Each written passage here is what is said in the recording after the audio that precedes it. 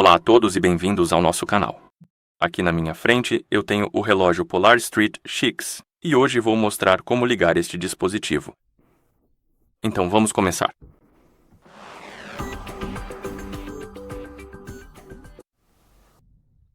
Para ligar este relógio, basta pressionar e segurar o botão do meio, o vermelho, e continuar segurando até ver o logo da Polar na tela.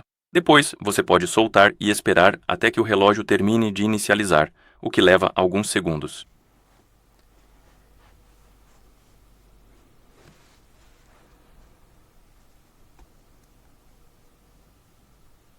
E aqui está ele. Voltamos ao sistema, e é assim que você liga este relógio.